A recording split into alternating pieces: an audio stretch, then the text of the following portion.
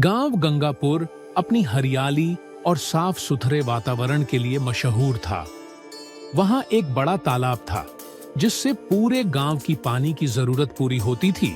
लेकिन समय बदला, बारिश कम होने लगी, लोग लापरवाह हो गए और देखते ही देखते तालाब सूख गया।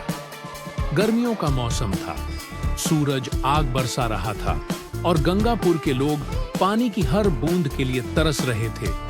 सरपंच जी, ये क्या हाल कर दिया आपने? हमारे खेत सूख रहे हैं, जानवर प्यासे मर रहे हैं और हमें पानी मिल ही नहीं रहा। सरपंच ने लापरवाही से कहा, अरे भाई, हम क्या करें? बारिश ही नहीं हुई तो पानी कहां से लाए? रवि ने गंभीरता से कहा। गांव वाले इकट्ठे होकर पानी की समस्या पर चर्चा कर रहे थे। तभी रामलाल ने गुस्से में सरपंच जी से कहा, लेकिन सरपंच जी, ये सिर्फ बारिश की वजह से नहीं हुआ। लोग पानी बेवजह बर्बाद करते हैं। अगर हम पानी बचाते तो आज ये हाल नहीं होता। तभी सीमा ने उत्सुकता से कहा, भैया, हम इस समस्या का हल कैसे निकाल सकते हैं?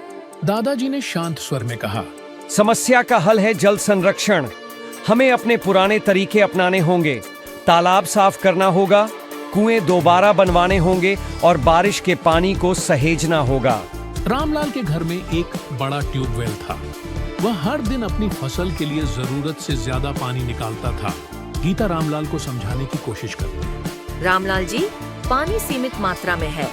अगर हम इसे बेवजह बर्बाद करेंगे तो आने वाली पीढ़ियां क्या करेंगी? रामलाल हंसते हुए, अरे गीता जी, जब तक मेरे खेत हरे हैं, मुझे किसी और से क्या मतलब?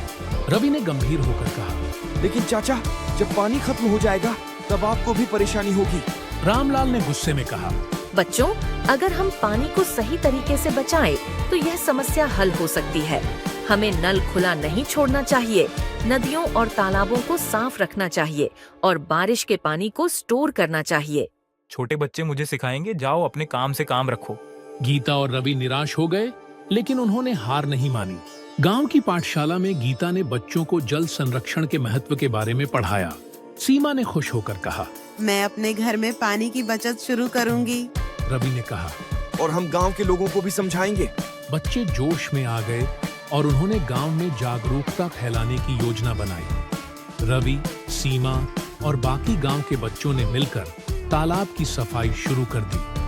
धीरे धीरे गांव के अन्य लोग भी जुड़ने लगे। दादाजी ने खुश होकर कहा, वाह, अगर बच्चे यह कर सकते हैं तो हम बड़े क्यों नहीं? रामलाल, जो अब तक इस अभियान का मजाक उड़ा रहा था, यह देखकर हैरान था। रामलाल सोचते हुए, अगर तालाब दोबारा भर गया तो मेरे खेत भी हरे भरे हो जाएंगे। अब वह भी इस मुहिम में शामिल हो गया। गांव के चौपाल में 6 महीने के बाद सभी लोग इकट्ठा हुए। गांव में अब पानी की स्थिति सुधर गई थी। तालाब में पानी लौट आया था। गांव के लोग खुश थे। सरपंच ने शर्मिंदा होकर कहा, मुझे माफ कर दो दोस्तों, मैं पहले लापरवाह था, लेकिन अब मैं भी जल संरक्षण में मदद करूंगा। रामलाल मुस्कुराते हुए, रवि बेटा, तुमने जो कहा था वह सच निकला। मैं अब कभी पानी बर्बाद नहीं करूंगा। रवि खुश होकर, अगर हम सब मिलकर पानी की रक्षा करें तो यह समस्या कभी नहीं आएगी। गीता ने नारा लगाते हुए कहा, बिल्कुल सही बात। जल ही जीवन है, इसे बचाना हमारी जिम्मेदारी है।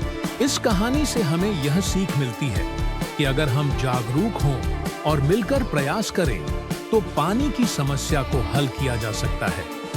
हमें जल संरक्षण के प्रति अपनी जिम्मेदारी निभानी चाहिए ताकि हमारी आने वाली पीढ़ियां भी इसका लाभ उठा सकें।